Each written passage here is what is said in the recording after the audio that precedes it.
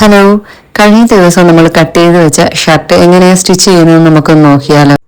അപ്പൊ നമുക്ക് നേരെ വീഡിയോയിലോട്ട് പോകാതെ ഫ്രണ്ടിലത്തെ പോർഷൻ നമ്മൾ ഇതുപോലെ ഒന്ന് രണ്ടായി സെപ്പറേറ്റ് ചെയ്തൊന്ന് വെച്ചിട്ടുണ്ടായിരുന്നേ, കട്ട് ചെയ്ത് വെച്ചിട്ടുണ്ടായിരുന്നു. ഇവിടെയാണ് നമ്മുടെ ആ ഒരു ബട്ടൺസും ബട്ടൺ ഹോളും നമുക്ക് ചെയ്തെടുക്കേണ്ടത്. അപ്പൊ അതിന്റെ പടി വെക്കാൻ വേണ്ടിയിട്ടാണ് ഞാൻ ഇതുപോലെ ഒന്ന് രണ്ടായിട്ട് കട്ട് ചെയ്ത് മാറ്റിയിരിക്കുന്നത്. ഞാൻ ആ ഒരു കഴിഞ്ഞ വീഡിയോയിൽ നമ്മൾ കാണിക്കാൻ മറന്നു പോയിട്ടുണ്ടായിരുന്നു, അതുകൊണ്ടാണ് ഈ വീഡിയോയിൽ അത് തന്നെ ആദ്യം കാണിച്ചത്. ഇനി നമുക്ക് ഈ ഒരു ഫ്രണ്ടിലത്തെ പോർഷൻ ബാക്കിലത്തെ പീസുമായിട്ടൊന്ന് ചേർത്തെടുക്കാം. ഇതുപോലെ ഞാൻ ആ ഒരു നല്ല വശം ചേർത്ത് വെച്ചിട്ട് ഒന്ന് ആ ഒരു ഷോൾഡർ മുതൽ നമ്മുടെ സ്ലീവിന്റെ എൻഡ് വരെ ഒന്ന് തയ്ച്ചെടുക്കുന്നുണ്ട്. അപ്പൊ ഇതുപോലെ ഒന്ന് നമ്മൾ ജോയിന്റ് ചെയ്തെടുക്കുന്നുണ്ട്. അപ്പൊ ആദ്യം നമ്മൾ ചെയ്യേണ്ടത് ഇതാണ്. എങ്കിൽ മാത്രമേ നമുക്കിനി ആ ഒരു ഫ്രണ്ടിലത്തെ പടിയും അതേപോലെ തന്നെ കഴുത്തിന്റെ കോളറും ഒക്കെ സ്റ്റിച്ച് ചെയ്യാനും അതുപോലെ കട്ട് ചെയ്യാനും ഒക്കെ പറ്റത്തുള്ളൂ. അപ്പൊ ആദ്യം തന്നെ നമുക്ക് ഈ ഒരു ഷോൾഡർ ഭാഗം ജോയിന്റ് ചെയ്തെടുക്കാം. അപ്പൊ ഇതുപോലെ നമുക്ക് കിട്ടിയിട്ടുണ്ട്. ഷോൾഡർ ഭാഗം നമ്മൾ പിടിപ്പിച്ചെടുത്തിട്ടുണ്ട്. പിന്നെ ഇതൊക്കെ നമുക്കൊന്ന് അയൺ ചെയ്ത് എടുക്കേണ്ടവർക്കാണെങ്കിൽ ഒന്ന് അയൺ ചെയ്തെടുത്താൽ നല്ല വൃത്തിയായിട്ടിരിക്കും. ഞാൻ ഇതെന്തായാലും സ്റ്റിച്ചിങ് എല്ലാം തീർന്നിട്ട് മാത്രമേ ഒന്ന് അയൺ ചെയ്തെടുക്കുന്നുള്ളൂ. അടുത്തതായിട്ട് നമ്മൾ ചെയ്യാൻ പോകുന്നത്, കഴിഞ്ഞ വീഡിയോയിൽ ഞാൻ കാണിച്ചിട്ടുണ്ടായിരുന്നു, ഇതിന്റെ സ്ലീവിന്റെ ലെങ്ത് അല്പം കുറവായിരുന്നു. അപ്പൊ അതിനു വേണ്ടി അത് ഇച്ചിരി കൂടി ലെങ്ത് വരാൻ വേണ്ടിയിട്ട് ഞാൻ താഴേക്ക് ആ സ്ലീവിന്റെ എൻഡിലായിട്ട് ഒരു പടി പോലെ ഒന്ന് പിടിപ്പിച്ചെടുക്കുന്നുണ്ട്. അപ്പൊ അതിനുള്ള പീസ് ഞാൻ ഇങ്ങനെ വെച്ച് നോക്കുവാണ്. ആ ഡിസൈനുകൾ നമുക്ക് മുകളിലേക്ക് തന്നെ ഇരിക്കണം. ആ ലീഫിന്റെയും അതുപോലെ ആ ഫ്ലവറും ഒക്കെ മുകളിലേക്ക് തന്നെ ഇരിക്കണം. അപ്പൊ രണ്ട് പീസും നമ്മൾ കറക്റ്റ് ആയിട്ടൊക്കെ വെച്ച് നോക്കിയിട്ട് എടുക്കുവാണ്. അപ്പൊ നമ്മൾ ഇങ്ങനെയൊക്കെ ഡിസൈൻ വരുന്ന മെറ്റീരിയലൊക്കെ ഇതുപോലെ നന്നായിട്ട് ശ്രദ്ധിച്ചിട്ട് മാത്രമേ അതിൽ ജോയിന്റ് ചെയ്ത് എടുക്കാവുള്ളൂ. അല്ലെങ്കിൽ തിരിഞ്ഞും മറിഞ്ഞും ഒക്കെ പോകും നമ്മുടെ ഡിസൈൻ. സ്റ്റിച്ച് ചെയ്ത് കഴിയുമ്പോഴേക്കും നമ്മൾ അതൊക്കെ കാണുന്നത്. അപ്പൊ ആദ്യം തന്നെ ഒരു സ്ലീവിന്റെ ഞാൻ ഇതുപോലെ ഒന്ന് പിടിപ്പിച്ച് കാണിച്ചു തരാം. അപ്പം ഇതുപോലെ ആദ്യം നല്ല വശം ചേർത്ത് വെച്ചിട്ട് ഇതുപോലെ ഒന്ന് അടിച്ചെടുക്കണം. ഇനി നമുക്ക് ഇതിന്റെ ആ ഒരു പടിയുടെ ഭാഗത്തായിട്ടൊന്ന് പതിച്ച് തയ്ച്ചെടുക്കണവേ. അതിനു മുമ്പേ ഞാൻ ഇതിന്റെ ആ ഒരു സൈഡ് ഭാഗം ഒന്ന് മടക്കി തയ്ക്കുകയാണ്. ആ പടിയുടെ സൈഡ് ഭാഗം ഒന്ന് മടക്കി തയ്ക്കുകയാണ്.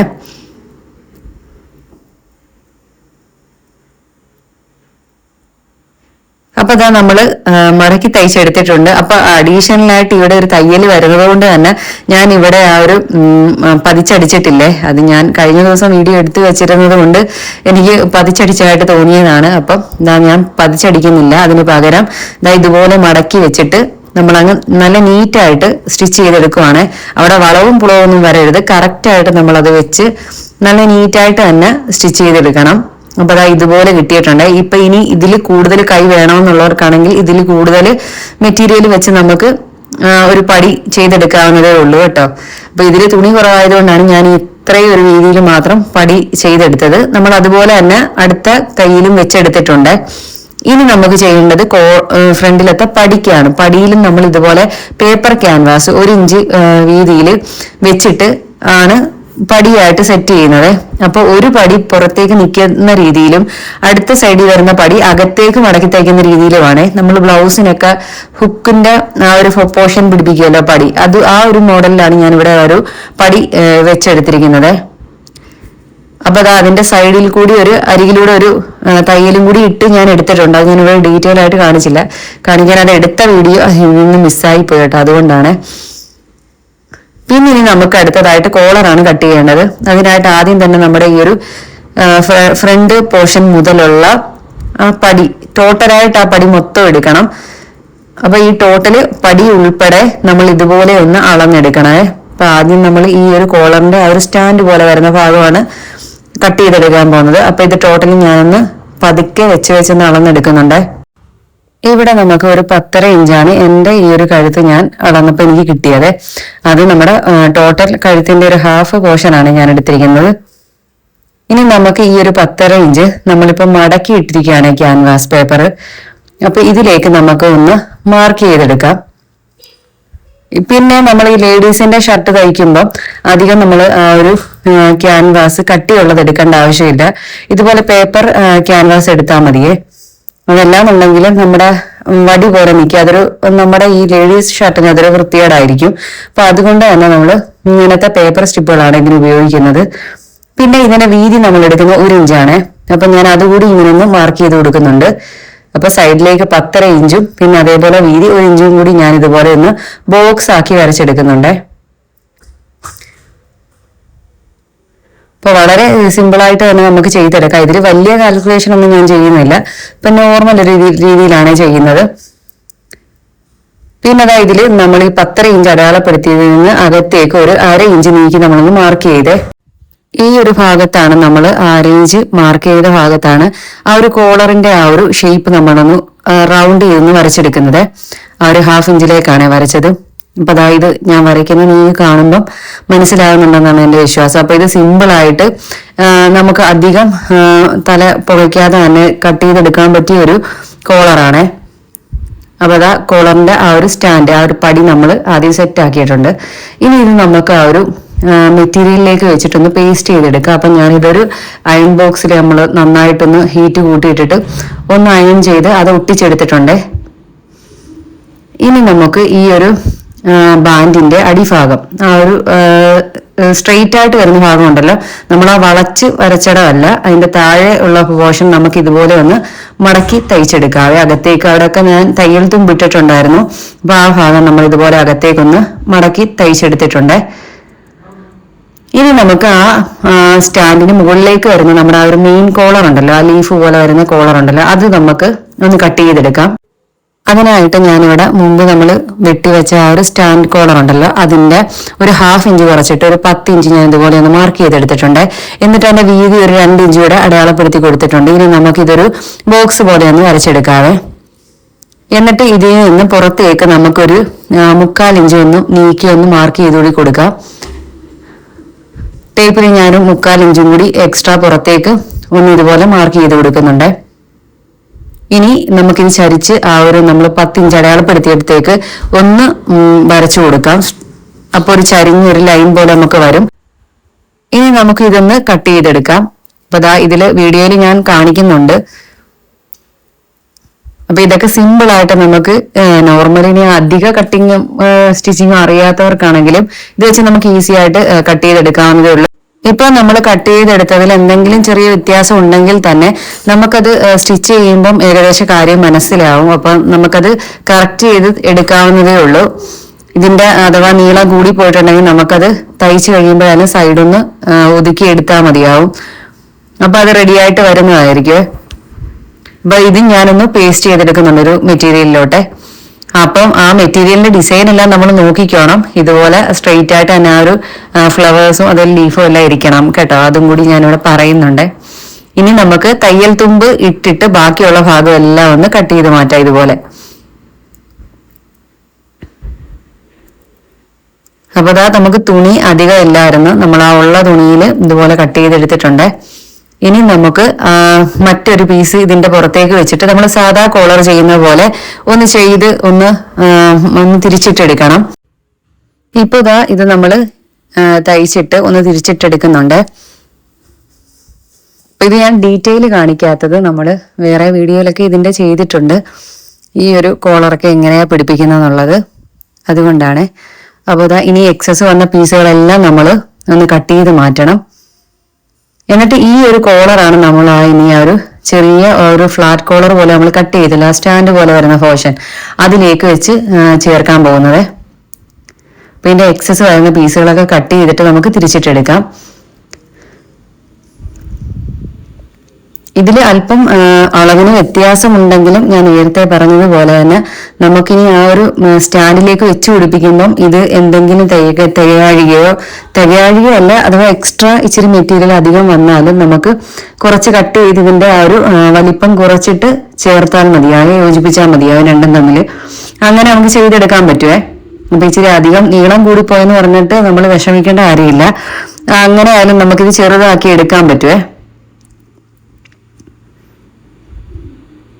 ഇനി ഇത് നമുക്കൊന്ന് തേച്ചെടുക്കണം. അപ്പൊ അതാ ഞാനൊന്ന് നന്നായിട്ടിരിക്കാൻ വേണ്ടി അതൊന്ന് തേച്ചെടുക്കുന്നുണ്ട്. അപ്പൊ അതാ നല്ല നീറ്റായിട്ട് തന്നെ നമ്മുടെ കോളർ റെഡി ആയിട്ടിരിക്കും. നമ്മളത് മടങ്ങിയിരിക്കാൻ വേണ്ടിയിട്ട് ഇതുപോലെ ഒന്ന് അയൺ ചെയ്തെടുക്കാം. ഞാൻ ഇത്രയും ഡീറ്റെയിൽ ആയിട്ട് പറയുന്നത് ഇനി അറിയാൻ വയ്യാത്തവരുണ്ടെങ്കിൽ അത് കുറച്ച് മനസ്സിലായിക്കോട്ടെ എന്ന് വിചാരിച്ചിട്ടാണേ. അപ്പൊ ഇത് നമ്മൾ ആ ഒരു കൃത്യ അളവുകളൊന്നും നോക്കിയിട്ടല്ല ഇത് കട്ട് ചെയ്യുന്നത്. ഇതിപ്പോ ഞാൻ എനിക്കറിയുന്ന രീതിയിലാണ് നിങ്ങൾക്ക് പറഞ്ഞു തരുന്നത്. ഇനി നമുക്ക് ആ ഒരു സ്റ്റാൻഡ് നമ്മൾ നേരത്തെ എടുത്തു വെച്ചിരുന്നല്ല, ആ ഒരു സ്റ്റാൻഡ് അതിന്റെ ഒരു പീസും കൂടി നമ്മൾ എടുത്തിട്ടുണ്ട്. അതുപോലെ തന്നെയുള്ള ഒരു പീസും കൂടി എടുത്തിട്ടുണ്ട്. എന്നിട്ട് അത് നല്ല വശങ്ങൾ തമ്മിൽ ചേർത്ത് വെച്ചിട്ടാണ് ഇതുപോലെ ഒന്ന് സ്റ്റിച്ച് ചെയ്തെടുക്കുന്നത്. ഇപ്പൊ മുകളിൽ കാണുന്നത് ആ ഒരു നമ്മൾ ആ ഒരു ക്യാൻവാസ് ഒട്ടിച്ച ആ ബാൻഡാണ്. അതിന്റെ അടിയിലായിട്ട് നമ്മൾ ആ ക്യാൻവാസ് ഒട്ടിച്ച ഭാഗം തന്നെ ആ ഒരു ലീഫ് കോളറിൻ്റെതും വെച്ചിട്ടുണ്ട്. അതിനടിയിൽ നമ്മളൊരു പ്ലെയിൻ തുണി ഇതുപോലത്തെ തന്നെ വെച്ചിട്ടുണ്ട്. എന്നിട്ടാണ് നമ്മൾ ഇതിന്റെ എല്ലാം കൂടി നല്ല വശം ചേർത്ത് വെച്ചിട്ടാണ് ഇങ്ങനെ ഒന്ന് തയ്ച്ചെടുക്കുന്നത്. എന്നിട്ട് നമ്മൾ തിരിച്ചിട്ടെടുക്കുമ്പോൾ ഇതുപോലെ നമുക്ക് കിട്ടുക. ഇതുപോലെ ഇനി ഡീറ്റെയിൽ ആയിട്ട് വേണ്ടവർക്ക് കമന്റ് ചെയ്താൽ മതി, ഞാൻ ഇതിന്റെ ഒരു ഡീറ്റെയിൽ വീഡിയോ ആയിട്ട് ചെയ്തിട്ടേക്കാം. ഇത് ഇനി പിടിപ്പിക്കാൻ അറിയാൻ വയ്യാത്തവർക്കാണെങ്കിൽ ഞാൻ ഡീറ്റെയിൽ ആയിട്ടൊരു വീഡിയോ ചെയ്തിടാം.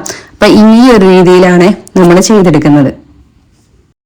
അങ്ങനെ നമ്മുടെ കോളർ ഇവിടെ റെഡി ആയിട്ട് വന്നിട്ടുണ്ട്. ഇനി ഇതിന്റെ ചീത്ത വശവും നമ്മുടെ ഡ്രസ്സിന്റെ ചീത്ത വശവും അതേപോലെ തന്നെ ഈ കോളറിന്റെ ക്യാൻവാസ് വെച്ച വശം ഉണ്ടല്ലോ, വെക്കാത്ത വശം, ആ വെക്കാത്ത വശം കൂടി ചേർത്ത് വെച്ചിട്ട് ഞാൻ ഇതുപോലെ ഒന്ന് സ്റ്റിച്ച് ചെയ്തെടുക്കുന്നുണ്ട്. അവിടെ നമ്മൾ തയ്യൽ തുമ്പ് കൊടുത്തിട്ടുണ്ടായിരുന്നു. അപ്പൊ ആ ഒരു തയ്യൽ തുമ്പും അതേപോലെ ആ റോങ് സൈഡും കൂടി, ആ ഷർട്ടിന്റെ റോങ് സൈഡും കൂടി ചേർത്ത് വെച്ചിട്ടാണ് നമ്മൾ ഇതുപോലെ ഒന്ന് അടിച്ചെടുക്കുന്നത്. ഇനിയിപ്പോ എനിക്ക് കറക്റ്റായിട്ട് തന്നെ നമ്മുടെ ആ ഒരു കോളർ റെഡി ആയിട്ടുണ്ട്. ഈ ഒരു അല്പം വ്യത്യാസം ഉണ്ടെങ്കിലും നമ്മൾ ആ തുണി ചെറുതായിട്ടൊന്ന് വലിച്ചു പിടിച്ചാൽ മതി, അത് കറക്റ്റായി വന്നോളും കേട്ടോ.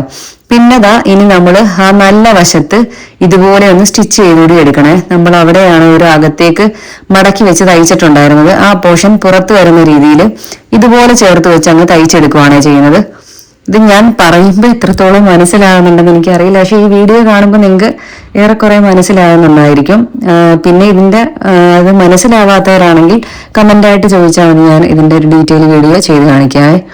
അപ്പൊ നമുക്കിനി ആ ഒരു നൂലൊക്കെ പുറത്തേക്ക് നിൽക്കുന്നേക്കും ഒന്ന് കട്ട് ചെയ്ത് മാറ്റാം. അങ്ങനെ നമ്മുടെ കോളർ റെഡി ആയിട്ടുണ്ട്. ഇനി നമുക്ക് ഇതൊന്ന് ജോയിന്റ് ചെയ്തെടുക്കണം. ഇതിന്റെ ആസിഡ് സ്ലീവും അതേപോലെ തന്നെ ആ ഒരു ഷേപ്പും ഒക്കെ നമുക്കൊന്ന് താഴേക്ക് ഒന്ന് സ്റ്റിച്ച് ചെയ്തെടുക്കാവേ. ഇതല്പം വിട്ട് കൂടിയ കോളറായിട്ടാണ് ഞാൻ വെച്ചിരിക്കുന്നത്, അത്ര അടഞ്ഞ കോളറല്ലേ, കുറച്ച് വിട്ട് കൂട്ടിയിട്ടിട്ടാണ് ഞാൻ ഇതിന്റെ ആ ഒരു കോളർ സെറ്റ് ചെയ്തിരിക്കുന്നത്. ഇനി നമുക്ക് ആ ഒരു സ്ലീവ് നമ്മൾ ഇതുപോലെ ഒന്ന് ജോയിൻ ചെയ്ത് താഴേക്ക് ഇങ്ങനെ അങ്ങ് ഇറക്കിയെടുക്കാം. അപ്പൊ ഇത്രയേ ഉള്ളൂ നമ്മുടെ ആ ഒരു ഷർട്ടിന്റെ സ്റ്റിച്ചിങ്. വളരെ സിമ്പിളാണ്, ആ ഒരു കോളർ വെക്കുന്നത് മാത്രമേ ഉള്ളൂ ഇതിൽ ഇച്ചിരി ഒരു പ്രയാസമായിട്ടുള്ളത്. ഇനി ഇതിന്റെ അടിഭാഗം കൂടി ഒന്ന് മടക്കി തയ്ച്ചെടുക്കുമ്പോഴത്തേക്ക് നമ്മുടെ ഈ ഷർട്ടിന്റെ ഏകദേശം ഓൾമോസ്റ്റ് എല്ലാ തയ്യലും കഴിയും. പിന്നെ നമ്മൾ ഇതിന് ബട്ടൺ ഹോളും ബട്ടൺസും വരേണ്ടതായിട്ടുണ്ട്. അങ്ങനെ നമ്മുടെ സ്റ്റിച്ചിങ് ഓൾമോസ്റ്റ് കംപ്ലീറ്റ് ആയിട്ടുണ്ട്. ഇനി നമുക്ക് ഈ മെഷീനകത്ത് ബട്ടൺ ഹോൾ വരയാൻ പറ്റില്ല, അതിന് ഞാൻ എൻ്റെ ആ ഒരു ചെറിയ ബ്രദറിന്റെ മെഷീനിലാണ് ഇതിനകത്ത് ബട്ടൺ ഹോൾ വരഞ്ഞെടുക്കുന്നത്.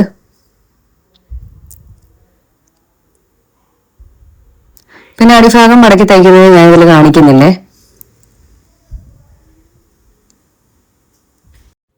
നമ്മുടെ ഷർട്ടിന്റെ ഫൈനൽ ലുക്ക് ഇതാ ഇതുപോലെയാണ് വരുന്നത്. ഇനി നമുക്ക് ഇതിന്റെ ആ ഒരു ബട്ടൺ ഹോൾ വരയുന്നത് ഞാൻ എളുപ്പത്തിലൊന്ന് കാണിച്ചിരിക്കാം. പിന്നെ പിറ്റേ ദിവസമാണ് നമ്മൾ ആ ഒരു ബട്ടൺ ഹോൾ വരഞ്ഞിട്ടുണ്ടായിരുന്നത്.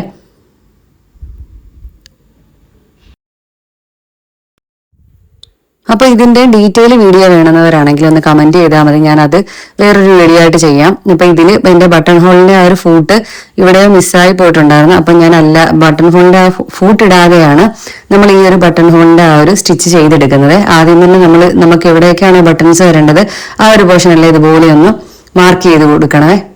എത്ര അകലത്തിലാണ് നമുക്ക് ആ ഒരു ബട്ടൺ ഹോൾസ് വരേണ്ടതെന്ന് വെച്ചാൽ നമ്മൾ ആ ഒരു അകലത്തിൽ ആദ്യം ഇതുപോലെ ഒന്ന് അടയാളപ്പെടുത്തി കൊടുക്കണം. എന്നിട്ട് നമ്മൾ ഇതിൽ പിടിപ്പിക്കാൻ ഉദ്ദേശിക്കുന്ന ആ ഒരു ബട്ടൺസ് എടുത്തിട്ട് അതിന്റെ മുകൾ വശവും താഴ്ഭാഗവും ഇതുപോലെ ഒന്ന് ചെറുതായിട്ടൊന്ന് മാർക്ക് ചെയ്തെടുക്കണേ. എവിടെ വരെയാണ് നമുക്ക് ബട്ടൺ ഹോൾസ് നിൽക്കേണ്ടതെന്ന് അറിയാൻ വേണ്ടിയിട്ടാണ് ഇതിങ്ങനെ ചെയ്യുന്നത്.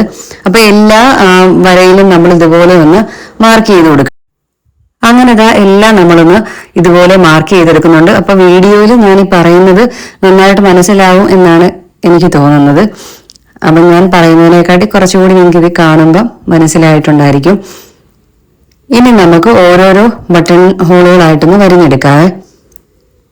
ഇപ്പം ഞാനിതിൽ സ്റ്റിച്ചുകളൊക്കെ അഡ്ജസ്റ്റ് ചെയ്തിട്ട് അതിൻ്റെ ആ ഒരു സ്റ്റിച്ചിലൊക്കെ ഇട്ടിട്ടാണ് ഇത് കറക്റ്റായിട്ടൊന്ന് ചെയ്തെടുക്കുന്നത്. ഇപ്പം കുറച്ച് മിസ്റ്റേക്സ് ഒക്കെ ഉണ്ട് നമ്മുടെ കയ്യിൽ, ആ ഒരു ഫൂട്ടില്ലാത്തത് കൊണ്ട് ആ ഒരു കറക്റ്റ് ലെവലിൽ തന്നെ ചിലതൊന്നും വന്നിട്ടുണ്ടായിരുന്നില്ല. എങ്കിലും കുഴപ്പമില്ല, നമുക്ക് കിട്ടിയിട്ടുണ്ടായിരുന്നേ. ഇനി നമുക്ക് ഈ ബട്ടൺ ഹോൾസിന്റെ അകമെല്ലാം ഒന്ന് കട്ട് ചെയ്ത് വിടണം. ഇത് നമ്മൾ എല്ലാം സ്റ്റിച്ച് ചെയ്തതിന് ശേഷമാണ് ഇതിന്റെ ആ ഒരു നടുഭാഗം നമ്മൾ കട്ട് ചെയ്ത് വിടുന്നത്. അതിതാ ഇതുപോലെ ആ ഒരു ബട്ടൺ ഹോൾ നമ്മൾ വരിഞ്ഞ ഭാഗം ഇതുപോലെ ഒന്ന് മടക്കി പിടിച്ചിട്ട് ഇതിന്റെ ആ ഒരു ജസ്റ്റ് തുമ്പ് ഭാഗം നമ്മൾ ഇതുപോലെ ഒന്ന് കട്ട് ചെയ്ത് വിടണം. എന്നിട്ട് നമ്മൾ ആ ഒരു ഹോൾ ഒന്ന് ചെറുതായിട്ടൊന്ന് ആ ബട്ടൺസ് നമ്മൾ കയറത്തക്ക രീതിയിൽ ഒന്ന് വലുതാക്കി എടുക്കണം. ഓവറായിട്ട് വലുതായി പോകരുത്, ബട്ടൺസ് ഊരിപ്പോകുക എന്ന്. അപ്പൊ നമ്മളിതാ ബട്ടൺസ് ഇതുപോലെ ഒന്ന് കയറ്റി നോക്കണം, അത് കറക്റ്റ് ആയോ എന്നറിയാനേ. അപ്പൊ ഇങ്ങനെയാണ് നമ്മൾ ആ ഒരു ബട്ടൺ ഹോള് റെഡിയാക്കുന്നത്. അപ്പൊ നമ്മുടെ ഫൈനൽ ലുക്ക് ഇവിടെ റെഡി ആയിട്ടുണ്ട്. അപ്പൊ എങ്ങനെയുണ്ട്, ഇഷ്ടപ്പെട്ടിട്ടുണ്ടെങ്കിൽ ചാനൽ സബ്സ്ക്രൈബ് ചെയ്ത് സപ്പോർട്ട് ചെയ്തേക്കണേ. താങ്ക്